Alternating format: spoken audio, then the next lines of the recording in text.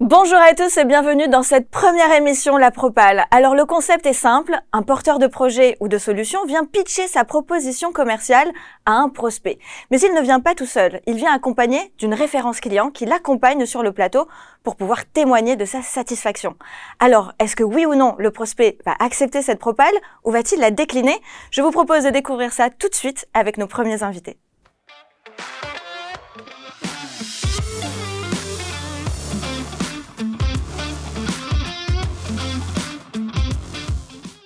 Les véhicules électriques sont de plus en plus nombreux sur les routes. On commence même à voir les camions électriques arriver sur le marché. Mais comment réussir ce passage à l'électrique? Comment être certain de faire les bons choix sans impacter son activité? Comment la recharge peut-elle faciliter le passage aux véhicules électriques? On va répondre à toutes ces questions avec nos invités de la semaine. Avec Irina Kodosova, présidente Mobilize Power Solutions France, société experte en solutions de recharge pour véhicules électriques dans le rôle de vendeuse, qui vient accompagnée de Quentin Lesaffre, responsable exploitation d'Europecar Atlantique, dans le rôle du client de Mobilize, et Olivier Medger, directeur énergie alternative de Renault Trucks France. Vous pilotez l'équipe de décarbonation de Renault Trucks France qui accompagne ses clients dans cette transition énergétique et vous êtes aujourd'hui le prospect de cette émission. Bonjour à tous et merci d'être avec nous sur les plateaux de La Propale au Figaro.fr. Alors Irina, on va commencer par essayer de comprendre un petit peu plus de contexte. La mobilité électrique avance à grands pas. Est-ce que vous pouvez nous donner quelques explications et des tendances de marché? Oui, bien sûr, avec plaisir, Alexia. Alors, le marché avance, les ventes de véhicules électriques s'accélèrent, ils se sont très fortement accélérés sur les dernières années.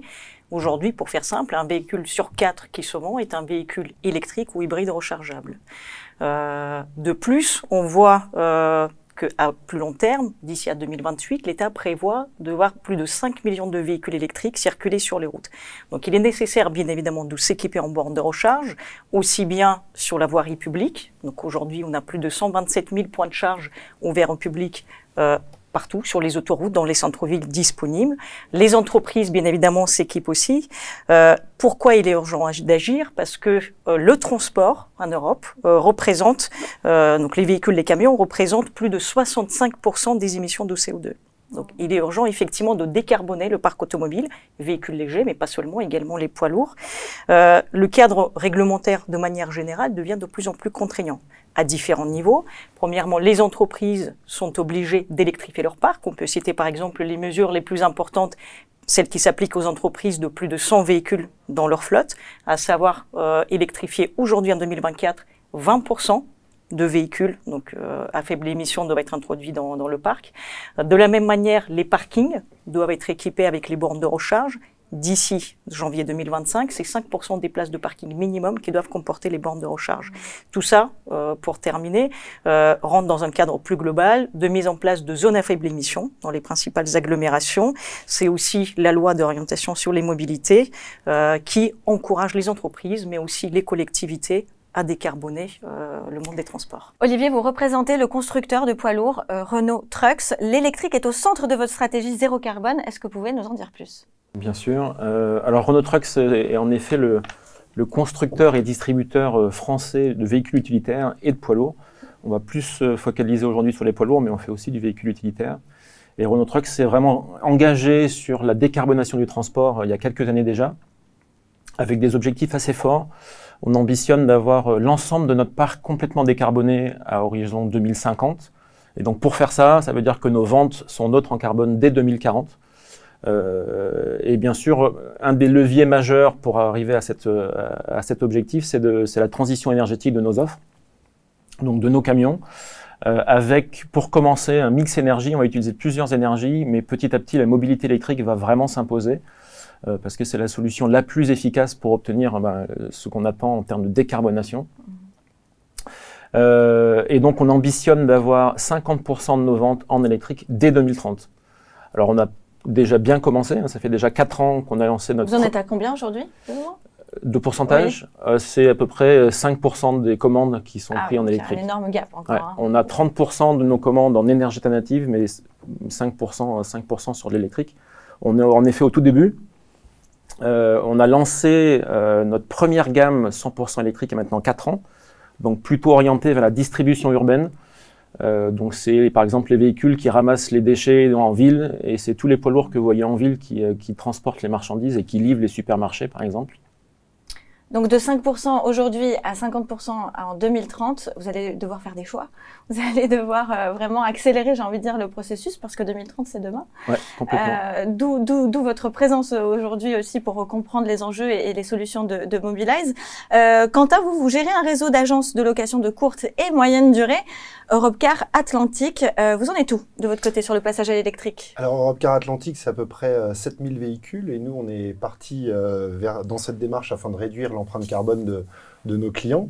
Il y a d'autres avantages comme des avantages fiscaux, comme des avantages de coût en matière d'énergie. Et puis, les véhicules 100% électriques permettent de rouler dans les ZFE qui sont en train d'arriver dans les plus grandes villes de France. LFE. ZFE, zone à faible émission. Voilà, pour ceux qui ne sont pas familiers avec le jargon. D'accord, merci. Où en sommes-nous? Alors actuellement, on a 20% de notre flotte qui est en électrifié, c'est-à-dire hybride ou 100% électrique. Et notre ambition, c'est de monter à 50% d'ici 2030. À vous aussi. Oui. Et donc, on a commencé à s'équiper en bornes électriques. On a équipé toutes nos agences de petites bornes de 22 kW. Et on a fait appel à Mobilize pour s'équiper en superchargeurs qui permettent de charger les véhicules de 20 à 80% en 30 minutes à peu près. Sans surprise, puisque restez avec nous, vous allez voir que je me suis rendue à Nantes pour visiter les locaux, on va dire, d'Europcar et tester aussi les bornes. Une question générale pour tout le monde. Le véhicule électrique, est-ce que c'est une contrainte réglementaire ou potentiellement un levier de compétitivité pour vos clients? Plutôt une contrainte ou plutôt un levier? Olivier? Moi, je dirais plutôt une opportunité. D'accord. On connaît la situation par rapport au climat, donc on a plusieurs choix. Soit on laisse faire et puis on va subir tout ce qui se passe, soit on prend la main et puis on pilote les changements et on saisit l'opportunité de se repositionner dans ce nouveau monde qui arrive, parce qu'il y a quelque chose qui est sûr, c'est que ça va arriver. Donc plutôt une opportunité. Plutôt une opportunité. Irina? Alors, ça pourrait être vu comme une contrainte, mais clairement, c'est un excellent levier d'amélioration de compétitivité, d'attractivité, et puis à plus long terme, de maîtrise de sa facture énergétique. Oui. Quentin? Alors, si je peux faire une réponse de Normand, je la ferai. Mais, non, c'est une contrainte parce que nos clients, généralement, font tout type de trajet, court, moyen, long. Le véhicule électrique est très adapté pour les courts et les moyens trajets, un peu moins pour les longs trajets, mais c'est évidemment, comme l'a dit Olivier, une opportunité pour l'entreprise et pour aller de l'avant et innover. Quentin, merci beaucoup. C'est le moment de passer au pitch. Irina, vous avez 1 minute, 60 secondes précises pour pitcher votre solution à Renault Trucks. On vous écoute. Alors, Mobilize Power Solutions aide les clients professionnels à réussir la décarbonation de leur flotte et le passage à la mobilité électrique en proposant des solutions innovantes et sur mesure en termes de recharge des véhicules légers, mais aussi utilitaires et poids lourds. Nos solutions intègrent le conseil stratégique, mais aussi tous les équipements, travaux et services de recharge. Elles s'adaptent aux besoins, quelle que soit la taille de l'entreprise, mais aussi l'activité de nos clients, qu'ils soient privés ou publics. Nous proposons des solutions de recharge pour les flottes et besoins métiers, sur les parkings de nos clients, mais aussi au domicile des collaborateurs, ainsi qu'à travers l'accès à la recharge sur les bornes publiques, et ce, partout en Europe. Les exploitants fonciers peuvent aussi faire appel à nos solutions, les intégrer pour proposer des solutions de recharge à leurs propres clients, visiteurs et grand public. Les experts intégrés de Mobilize assurent l'exploitation du service de recharge sur différents niveaux de prestations et surtout pour de très multiples bénéfices clients, tels que le suivi d'indicateurs personnalisés, l'amélioration de la rentabilité, la disponibilité optimale du service de recharge, l'évolutivité des installations et de manière plus large, l'optimisation des enjeux énergétiques. Bravo, vous avez tenu en 1 minute, Irina, merci beaucoup. On va tout de suite poser la question à Olivier de rebondir sur ce pitch. Quelles sont les interrogations de vos clients côté Renault Trucks lorsqu'ils envisagent d'introduire les premiers camions électriques? Est-ce que il y a des éléments de réponse déjà dans le pitch d'Irina? Alors, super pitch, il y a déjà plein d'éléments de réponse. Ah oui, merci. Faut bien avoir conscience là qu'on est en train de vivre une vraie révolution du transport. C'est-à-dire qu'on est au tout début, mais c'est vraiment une vraie révolution qui se profile. Peut-être aussi impactante que quand on est passé du cheval à la voiture. Ça va vraiment faire une grosse transformation dans les 20 prochaines années. Là, on est au tout début, donc en fait, nos clients, ils ont besoin d'être rassurés d'abord et d'être accompagnés pour les aider dans cette transition. Donc après, c'est des questions qui sont simples, c'est comment ça marche, c'est quoi l'autonomie, est-ce que je peux faire ma tournée, et puis bien sûr, comment est-ce que je recharge, quelle borne, quelle puissance, je les installe où, comment je fais, combien de temps ça prend en termes de recharge. Donc voilà, toutes ces questions qui restent simples. Donc là, c'est le rôle de l'équipe que je pilote, l'équipe décarbonation de Renault Trucks France. Donc on accompagne vraiment les clients, on va travailler avec eux sur leur tournée, on va analyser les sites, savoir quelle puissance arrive déjà sur les sites, savoir si on peut mettre des bornes ou pas, etc., etc.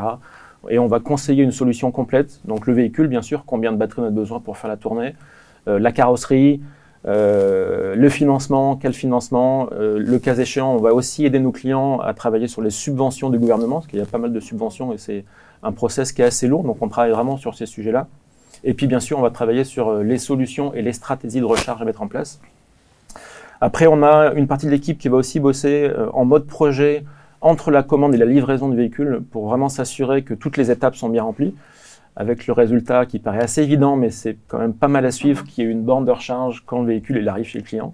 Ça reste un minima, mais voilà, on peut avoir des surprises. Et puis après, on a aussi une partie de l'équipe qui va travailler avec les clients une fois que le véhicule est à la route, pour s'assurer que tout se passe bien et accompagner nos partenaires dans cette transition. Pour la partie recharge, c'est bien évidemment là qu'on va travailler avec des partenaires privilégiés, donc des gens à qui on a vraiment confiance, donc des spécialistes de l'infra qui vont nous aider à optimiser la solution, donc quelle borne pour quel camion, quel site, etc. Optimiser les TCO et puis après prendre en charge l'ensemble du pilotage, donc l'achat de la borne, tout ce qui est installation avec le génie civil, etc., etc. Et puis après la maintenance. Alors, avant de faire la prise de référence de ce côté Europcar, j'aimerais quand même poser une dernière question à Irina. On a parlé du temps de recharge. Où et comment se rechargent les camions électriques rapidement, en quelques mots? Alors, juste pour vous donner un chiffre très parlant, je mentionnais tout à l'heure 127 000 points de charge sur les lieux publics pour les véhicules légers.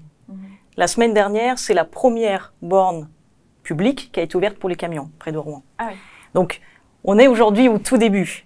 Donc, lorsque les camions arriveront sur les routes pour faire les trajets de longue distance, effectivement, ces corridors électriques seront nécessaires, mais il faut attendre, entre 2025 et 2030 à terme, le déploiement de ce réseau. Donc, aujourd'hui, effectivement, et ce que vous dites, Olivier, c'est très vrai, aujourd'hui, les premières entreprises, les logisticiens, les transporteurs qui passent à l'électrique doivent s'équiper au dépôt, en agence. Donc, on démarre effectivement plutôt par les bornes dans ces différents entrepôts, les centres logistiques, pour que les camions puissent déjà faire les tournées de plus courte distance et ensuite pouvoir aller sur les routes et traverser la France, voire l'Europe. Quentin, vous avez fait le choix de Mobilize Power Solutions. On va tout de suite, je vous propose de regarder le reportage qu'on a fait à Nantes pour connaître un petit peu plus votre monde et le milieu des recharges électriques. C'est à vous.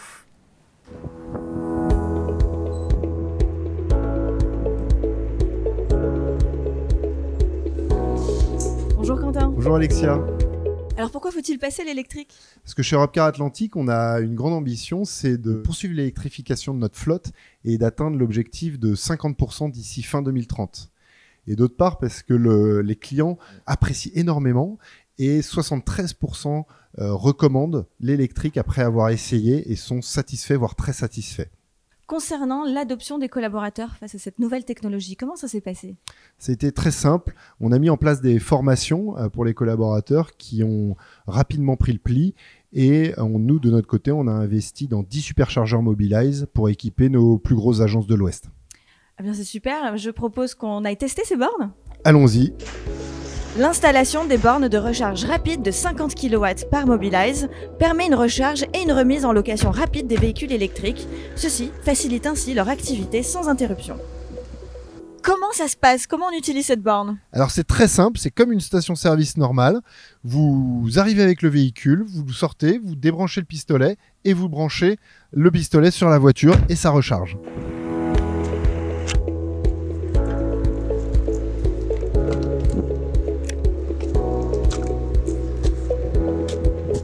Et ensuite, en termes d'autonomie, combien? En autonomie, ça varie, mais c'est entre 250 et 450 km par véhicule. Ah oui. Et en termes de chargement, le temps de chargement? C'est très rapide avec les superchargeurs Mobilize. On est entre 30 minutes et 1h30 grand maximum. Ah oui, c'est super rapide ça pour le coup. Très rapide. Et alors, est-ce qu'il y a beaucoup de clients qui vous demandent des voitures électriques? Alors de plus en plus. Il y a Ah quelques années, on en avait très peu. Et là, les clients demandent spécifiquement des voitures électriques au comptoir. Alors, est-ce que vous recommandez ces bornes finalement? Ah oui, complètement. Moi, C'est complètement. Ces bornes, elles nous ont fait gagner beaucoup de temps pour nos clients et pour les collaborateurs.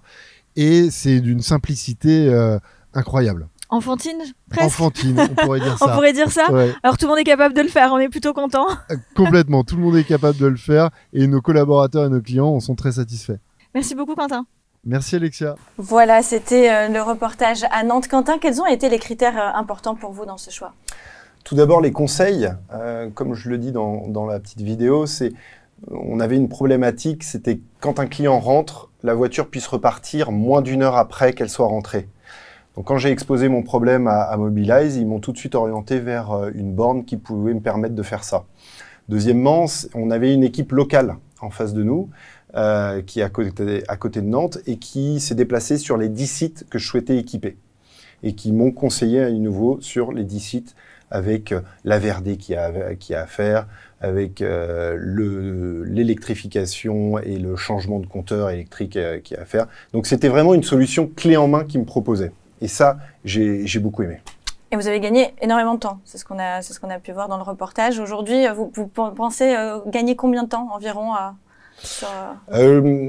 tant au niveau formation des collaborateurs, comme vous avez pu le voir, c'est très simple. Ouais. Donc, il n'y a pas énormément à former et donc ça nous fait gagner beaucoup de temps. Et pareil pour les clients, on leur propose de rendre la voiture non chargée, mais on fait payer un petit supplément, mais qui est bien inférieur à un plein d'essence, par exemple. Ah oui. Ouais. Olivier, ça vous rassure d'entendre ce discours? Vraiment, parce que c'est quand même l'expérience client par un utilisateur, c'est vraiment la meilleure façon d'avoir du feedback sur ce qui se passe actuellement. Après, il faut bien avoir conscience qu'on a là en ce moment deux mondes qui sont en train de se rencontrer et de se croiser. Donc on a le monde du transport, qui est vraiment un monde de professionnels avec des besoins de professionnels. Et puis on a le monde de la recharge, qui jusqu'à maintenant travaillait plutôt sur les véhicules légers et plutôt utilisés par des particuliers. Donc on a ces deux mondes qui sont en train de se croiser. Et c'est vrai que le monde du transport a d'autres exigences. Alors c'est bien évidemment toute la partie conseil, dont on en a déjà parlé. Pour faire simple, c'est quelle borne utiliser, quelle puissance et quelle borne va être la plus adaptée pour mon camion. Et après, c'est aussi d'avoir de la visibilité sur le temps long. C'est-à-dire que c'est assez simple, à peu près sur tous les sites, de mettre un camion électrique. Mais il faut vraiment avoir cette vision. Qu'est-ce qui se passe quand sur mon site, je vais en avoir 5, 10, 20, et puis dans 10 ans, 50. Et donc, il faut que notre partenaire il travaille dès maintenant sur tous ces aspects-là. Après, la deuxième exigence, c'est bien évidemment sur l'accompagnement dans la démarche et dans le long process de mise en place. Et là, pour faire vraiment simple, il faut que le process il soit simple et complètement transparent pour le client. Il faut que ça se passe bien. Voilà. On donne les clés au partenaire et puis il met en place les bornes et voilà. Et après, le dernier point, et c'est là vraiment une grosse caractéristique du monde du transport, c'est qu'on a, pour nos clients, les camions, c'est leurs outils de travail. Donc, il faut que les camions ils soient à la route tout le temps. Donc, on a cette notion d'uptime, c'est le mot qu'on utilise chez nous. En gros, c'est on mesure le temps de disponibilité des camions. Et donc, on va vraiment travailler avec nos partenaires pour voir qu'est-ce qu'ils mettent en place en termes d'organisation pour faire en sorte que le camion il soit tout le temps à la route et au moindre problème, qu'il y ait une intervention possible, etc., etc. Est-ce que vous répondez à ces exigences? Vous en avez cité quelques-unes. Alors complètement, et je pense que ça fait notamment ressortir un enjeu fort qui est celui que dans ce cas-là précis, les bornes de recharge doivent répondre à un besoin métier. On n'est pas seulement sur des déplacements domicile, travail, comme c'est le cas de certains véhicules légers, on est vraiment sur un potentiel impact sur l'activité opérationnelle, sur le cœur de métier de nos clients. Et donc, l'approche que nous avons chez Mobilize, c'est vraiment partir de l'usage, de l'analyse du besoin client pour dimensionner l'installation et donc, premièrement, garantir qu'à un instant T, elle répond aux besoins. Deuxièmement, que l'installation dans son ensemble est optimisée et donc, notamment financièrement, n'impacte pas le client et il est évolutif. Et d'ailleurs, pour donner juste un exemple illustratif, lorsque nous installons les bornes de recharge pour alimenter les camions électriques par exemple dans le cadre de bennes à ordures ménagères électrifiées, eh bien, on va analyser la manière dont les tournées sont opérées. Aujourd'hui, nous avons les cas clients où les bennes vont faire une tournée et finalement rester ensuite au dépôt pendant 8 voire 10 heures consécutives. Eh bien, dans ce cas-là, on peut mettre en place les bornes de recharge finalement normales, donc 22 kW, avec des coûts très maîtrisés. En fait, c'est les mêmes bornes qu'on mettrait en place pour les véhicules légers. Là, sur d'autres agences, les mêmes bennes à ordures ménagères vont faire 2 tournées, avoir un temps très court pour se recharger entre les deux. Et bien, encore une fois, l'infrastructure de recharge sera adaptée à ce cas précis. Bien sûr, plus coûteuse. Vous voyez, mais dans les 2 cas, on arrive quand même à optimiser. Et c'est le moment maintenant d'Olivier de passer aux questions à la fois pour vous, Irina, mais aussi pour Quentin. Vous pouvez en fait aussi choisir, ce sera un petit peu pour tous les deux. Pas de questions pièges, s'il vous plaît. Question piège. Après, j'ai vraiment besoin, moi, en tant que futur utilisateur de bornes de recharge, et puis aussi pour choisir les partenaires avec lesquels on va travailler, vraiment des questions assez précises. La première, forcément, c'est quels sont vos engagements de service et qu'est-ce que vous mettez en place pour pouvoir atteindre ces engagements de service? Alors, les engagements de service, question essentielle, parce qu'encore une fois, vous le disiez, Olivier, nos clients finaux, je sais, peuvent s'exposer à des pénalités si le camion n'est pas à la route. Donc, les engagements que nous prenons aujourd'hui sont extrêmement forts. Donc, on est sur des taux de disponibilité supérieurs à 98%, avec en plus une organisation qui nous permet effectivement de respecter ces engagements, sachant que, pour vous donner aussi un exemple illustratif, le baromètre publié par l'AVER fin 2023 montre que la plupart des bornes de recharge d'accès public aujourd'hui ont un taux de disponibilité bien inférieur. On est sur des taux de disponibilité de l'ordre de 80% sur les bornes de recharge AC, donc en alternatif, et 73% sur les bornes de recharge rapide, quand on continue. Donc il est essentiel pour nous aujourd'hui de rassurer nos clients sur le fait que passage à l'électrique, ce n'est pas une contrainte et qu'on la maîtrise. Quentin, vous avez quelque chose à ajouter par rapport à ce point? Moi, je confirme, un gros critère en location de voiture, c'est le taux d'utilisation. Et il y a quelques années, notre taux d'utilisation sur les voitures 100% électriques était assez faible. Mais on voit qu'il remonte petit à petit d'année en année. Et grâce à Mobilize et aux bornes, ça nous permet de les remettre le plus vite possible à la location. Client qui confirme. D'autres questions? Non, c'est bien, parce que le taux d'uptime ou de disponibilité qu'on vise, c'est ce fameux 90%. Donc, si vous y arrivez, c'est vraiment très bien. Après, les dépannages, c'est vos équipes qui les font ou vous sous-traitez? Alors, pour nous, ce qui est essentiel, c'est de garantir aux clients la maîtrise de nos engagements. Donc pour ce faire, on met en place plusieurs actions. Donc premièrement, effectivement, on a les équipes de techniciens de maintenance présents sur chacune de nos agences. Donc aujourd'hui, Mobilize Power Solutions en France, c'est un réseau de 6 agences régionales, mais on est, pour votre information, présent sur 11 pays en Europe. Et donc sur chacune de ces agences, nos propres techniciens de maintenance peuvent intervenir sur site en cas de dépannage nécessaires, sont formés sur l'ensemble des différentes bornes que nous exploitons. Mais par ailleurs, on propose également des services de dépannage à distance, puisque toutes les bornes de recharge sont connectées et communicantes. Et donc, notre premier engagement, c'est, en cas de panne, premièrement, le détecter avant peut-être même que le client se rende compte, pouvoir dépanner à distance. Et souvent, ça se fait en quelques minutes. Et si jamais ce n'est pas possible, dans ce cas-là, il y a une investigation plus poussée et le déplacement sur site. Et donc, j'imagine que vous avez des plateformes disponibles 24 heures sur 24 et 7 jours sur 7? C'est essentiel, notamment dans le monde de la logistique, effectivement, on doit l'assurer. Et du coup, vous répondez en combien de temps? C'est quoi les engagements que vous prenez? De réponse au téléphone, de dépannage sur place, de remplacement de la pièce, etc. C'est quel type d'engagement? Alors, ce qui est super dans notre offre, c'est que bien évidemment, ces temps d'intervention peuvent être adaptés aux besoins clients. Sur le cas, je le mentionnais tout à l'heure, les trajets domicile-travail, bien évidemment, voilà, il ne sera pas nécessaire d'intervenir à 23h un samedi. Dans ce cas-là, effectivement, un forfait spécifique sera mis en place. Dans le cas, effectivement, dans le monde du transport et de la logistique, eh bien évidemment, le temps de décrocher, il est toujours le même, c'est en moins de 3 minutes, et surtout la résolution du problème. Le dépannage à distance dans le même temps, et le déplacement sur site peut se faire en 1 heure, 2 heures, 4 heures, en fonction des niveaux d'engagement, pouvant aller jusqu'à la mise en place d'astreintes, voire de techniciens de maintenance détachés sur certains sites. Et je suppose du coup que vous avez des stocks de pièces de rechange et peut-être même de bornes relais de remplacement? Alors bien sûr, et d'ailleurs pour cela, on travaille aussi sur le référencement de gammes restreintes sur lesquelles on s'engage. D'ailleurs, ces bornes passent aussi des tests par nos services d'ingénierie.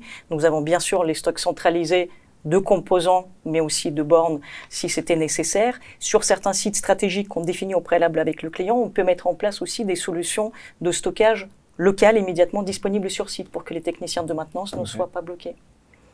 Ok, intéressant. Dernière petite question. Vous savez qu'on fait beaucoup de démonstrations. Oui. On a toute une flotte dans le réseau de démonstrations. Donc ça veut dire qu'on a des véhicules qu'on va placer chez des clients, donc des véhicules qui ont potentiellement 500, 600, 700 kWh de capacité batterie. Par contre, les sites ne sont pas encore équipés de bornes. Comment on peut trouver, qu'est-ce qu'on peut trouver comme solution pour faire en sorte que les clients se rechargent ces véhicules-là? Alors, excellente question, parce que c'est vrai que sur les véhicules légers, souvent on dit « essayer, c'est adopter ». Oui, mais comment on le fait avec le camion? Et effectivement, le client, si on veut le tester. Alors, pour répondre à cette problématique, et pour nous, il est important justement de rassurer le client. Voilà, on veut qu'il soit pleinement convaincu de la solution, aussi bien camion que infrastructure de recharge. Et bien pour cela, ce qu'on peut vous proposer, c'est des solutions de recharge temporaire. Donc vous définissez le temps, la durée de mise à disposition du camion. Nos équipes interviennent pour réaliser cette installation pour 1, 2, 3 semaines. Bien évidemment, on intervient aussi le jour de la mise en service et de la remise des clés au client pour expliquer le fonctionnement de la borne. Pendant les 3 semaines d'essai, nos équipes techniques également sont en support. Okay. Jusque-là, les clients sont plutôt satisfaits, donc ils nous demandent après de pérenniser l'installation, mais dans tous les cas, effectivement, on peut l'enlever à la fin. On va demander l'avis justement de Quentin. Quentin, il y a eu un ping-pong intéressant. Est-ce que vous pouvez confirmer les dires d'Irina et en tout cas de nous partager votre expérience en tant que client? Je confirme totalement. Nous, ça fait à peu près 6 mois qu'on a fait le choix de Mobilize et on a toujours 2 personnes qui nous sont dédiées sur l'Ouest et qui répondent très rapidement à nos demandes qu'on ait un problème d'installation, de facturation, de maintenance. En tout cas, on n'a rien à redire concernant ce service de Mobilize qu'ils proposent. C'est vraiment du très bon service. Une dernière question avant de clôturer, d'arriver au closing, Olivier? Juste pour revenir sur ces solutions temporaires, du coup, c'est des solutions qui prennent quelle forme? Comment vous réussissez à mettre des solutions temporaires pour 10 jours ou 15 jours ou 3 semaines chez les clients? Alors, on dimensionne encore une fois la puissance de recharge compatible avec le camion et toute l'installation effectivement, notamment en ce qui concerne par exemple les câbles, sont les câbles qui ne sont pas enterrés effectivement et avec des raccordements provisoires. D'accord, ok. Merci Irina, c'est le moment du closing.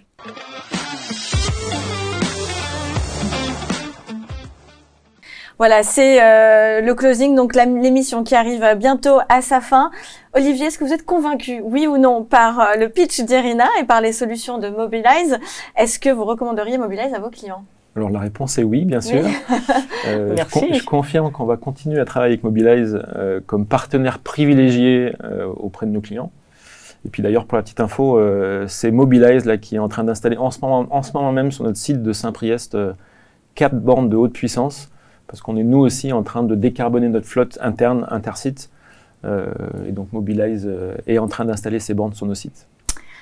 Voilà, plutôt une bonne nouvelle, Irina. Bravo pour le bel exercice. Merci. Quentin, merci d'être en tout cas pour cette confiance et merci beaucoup aussi Quentin pour le témoignage. On va quand même revenir vous voir. Moi, je viendrai vous revoir d'ici 2 ou 3 mois pour savoir si effectivement ils sont allés jusqu'au bout de leur promesse. Ça va. Et s'il n'y a pas eu d'autres concurrents qui sont passés, mais j'ai l'impression qu'il a l'air quand même convaincu. En tout cas, Olivier.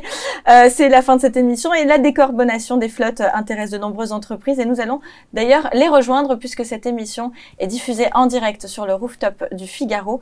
Nous avons d'autres entreprises qui sont également intéressées par ce sujet. Merci d'être restés avec nous jusqu'à la fin de cette émission. Merci à tous et merci à vous téléspectateurs. Merci Alexia. Merci Alexia.